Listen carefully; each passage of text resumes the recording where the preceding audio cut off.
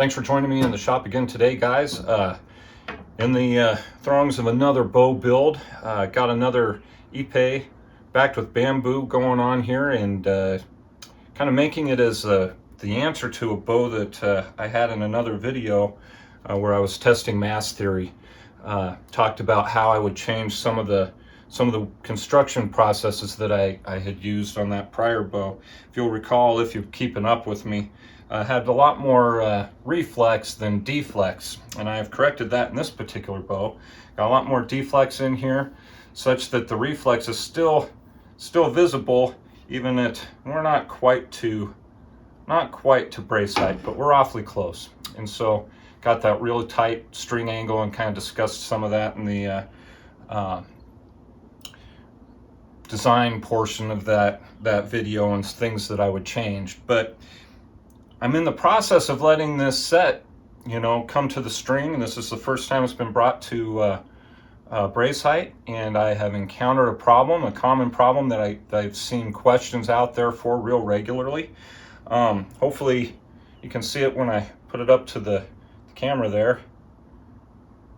That top limb is dog-legging to the left, or to your right, the way you're looking at it. I got some pretty significant limb twist in that top limb. And so today, I thought I would just take a quick moment and kind of show you how I deal with limb twist. It seems to be something that a lot of bowyers come across, new bowyers in particular, that struggle with how to manage eliminating that twist from their bow. I'm going to go through a number of different methods that you can use. You can use them all in conjunction with one another, or one each by itself can solve different levels of twist, and we'll go from there. Okay guys, I'm realizing from that opening shot that it was pretty difficult to pick up on the limb twist that exists on this limb. Hopefully this gives a little better view of what I'm talking about. So you can see how the string basically bisects that lower limb through the grip, and then as you make your way along the top limb, which is the one closest to us, it is tracking to the right hand side of that limb. And you can even tell in the shape of the limb that it looks like it's got a pretty good shape here, and is almost straight right along here, kind of eliminating that profile that we had given it when we first put it together. So here we go. We got to work on trying to sort out how to get that twist out as we tiller this bow, because this is as far as this thing has gotten. It's just basically to brace height. Now, as with any kind of malady you find in your tiller, be it a flat spot, a hinge, or what have you, you want to work to eliminate that nature in your limb as soon as it manifests itself. All right, so we need to consciously be addressing this limb twist from the word go. And a lot of guys, I see the question come up real regularly on forums, and I get the question regularly, which side do I take wood off of on the limb to correct that twist? All right, and so here we go. I'm kind of trying to help explain this. It's kind of tough to see. I apologize. I got bad light in here.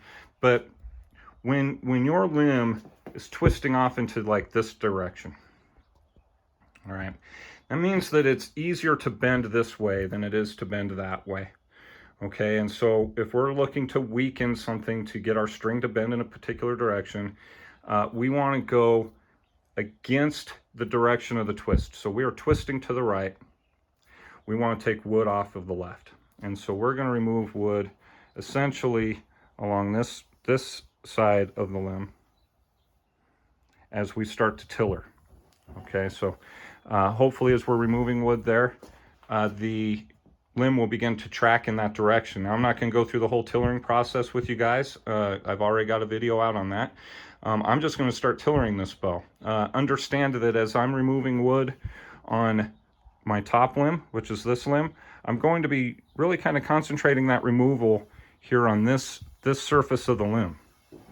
Okay, the bottom limb will be removing wood evenly across its length as we go about getting to draw weight. And so hopefully as we get along, that will begin the limb tracking in the right direction.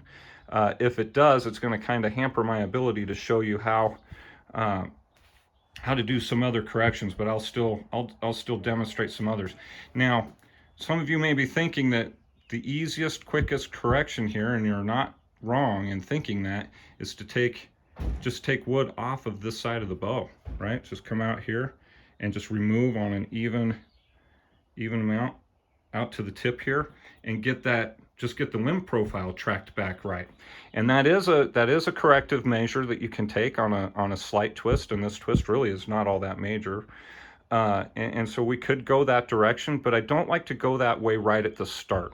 And the reason for that is, as you begin tillering and you move along and the wood starts to manifest its nature to you, you may encounter some twisting on the lower limb. You may encounter a more extreme twist on this upper limb, where if you weren't paying attention to your wood removal, it only gets worse, and having taken off, you know, from your tip out is not enough, and find yourself with no room left for correction. I use the thinning of the tips as basically the last piece of tweaking my bow. So part of peaking and tweaking a bow is thinning those tips out, and we always thin them on their edges, not the belly. And when you as you start thinning out to get your string to track correctly, I like to use that very last, because that is just right there at the very end, and it's going to have very little change if you're at full tiller already to the picture of the bow. So we're going to hold that out for last. Again, I'm just going to tiller this thing. I'm going to concentrate my removal on that left hand side of the limb and see what we get. Very important aspect here, guys, as you're working in the limbs of your bow. So every time we remove wood, we're going to exercise the limbs to a certain degree. We pull on the limbs to settle in any changes, but when you're dealing with a twist, you have to be very specific about working that twist. So this is the direction we're wanting that change to take place, right? And so we got to be very specific about training our limb in the direction that we want that change to occur. It's just like drawing it back and trying to get the change to occur on the limb that shows in our side profile. Well, it's the same idea with a twist. And so really work your limb every time that you're taking wood off and you're expecting a change on that twist. You gotta actually work against that twist. All right, guys, I'm sitting at about 45, a heavy 45 pounds at 24 inches. So I'm starting to come in close on this bow as far as getting draw length and draw weight that I'm looking for. You can see that the string is still tracking pretty well on that lower limb and through the grip, and actually tracking pretty good through like most of the upper limb, just to where I got this light positioned. It's working out just right for me. So we're right about where the light is positioned. You can see that my bow is just kind of turning to, from our view, to the right. All right, so I've just got the stubborn tip, and it kind of lines up with the node of the bamboo on the back there. If we were to flip this and look down its length, you can even kind of see, like right on that last node, again, where we're getting some of that reflection, the limb just kind of takes off in the one direction. And so, and the bow is strung. I got a process that is not for the faint of heart here, guys. And just like putting set into your bow when it's bent the wrong direction or what have you, I have a tree here that I can get set up such that I position my bow so that, here we go, so that I'm against that node in one direction and against another limb there, and I can force my limb, and you can see me bending it against that twist. So what I'm doing here is I'm trying to create lateral set on my limb. And I've seen guys try and do this like with steam and etc., but there's really no sense in getting or weakening your limb with steam or heat bending when you can just position it here and introduce basically permanent set against the side of your bow. Now unfortunately I'm not getting a very good angle here. This might be a good angle, but I'm not getting good leverage because I'm having to hold the camera.